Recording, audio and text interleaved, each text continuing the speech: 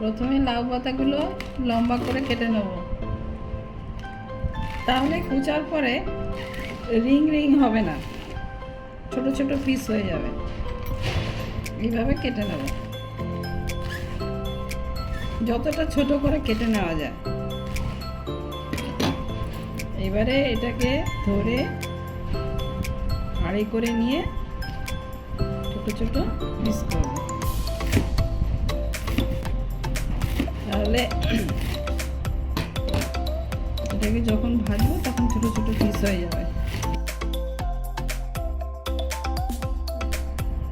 বেগুনটাকে ভাজার মতন ছোট্ট ছোট্ট করে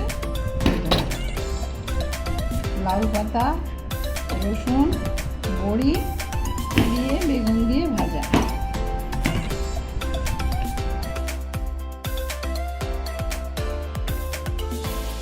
দিয়ে ঢাকনা দিয়ে দেবো। ঢাকনা দিয়ে দিলে পাতাগুলো খুব সুন্দর সিদ্ধ হবে, তখন ভাজলে খেতে খুব সুস্বাদু হবে। একটু লবণ দিয়ে দিলাম, তারপরে আস্ত রসুন দিয়ে দেবো।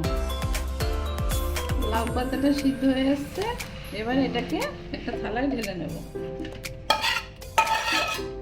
কড়াইটা বসিয়ে দিলাম, এবারে কড়াইতে সর্ষের তেল দিয়ে দেবো। গ্যাসটা বাড়িয়ে দিলাম।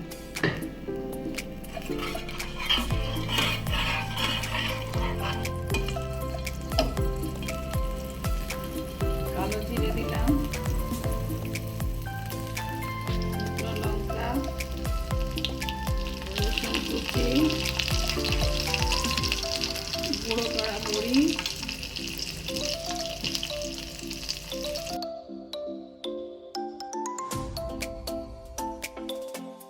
এবার একটু হলুদ গুঁড়ো দিয়ে দেবো। এতে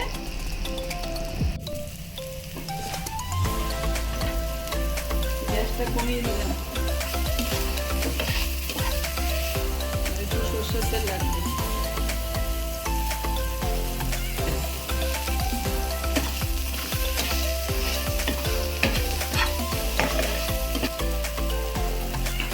একটু লবণ দেবো।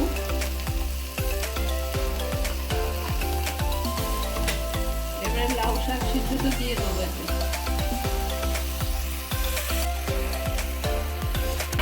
অল্প একটু চিনি দেবো।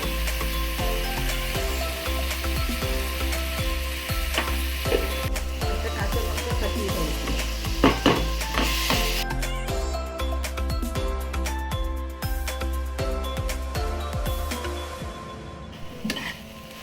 5 মিনিট পরে ঢাকনাটা খুলে পুরো শাকটাকে সুন্দর করে হাত দিয়ে কাঁচি দিয়ে স্ম্যাশ করে দেবো। ঠিক এইভাবে রান্নাটা পুরো কমপ্লিট হয়ে গেছে। আমি এবার উপর থেকে একটু কাঁচা সর্ষের তেল ছড়িয়ে দিলাম।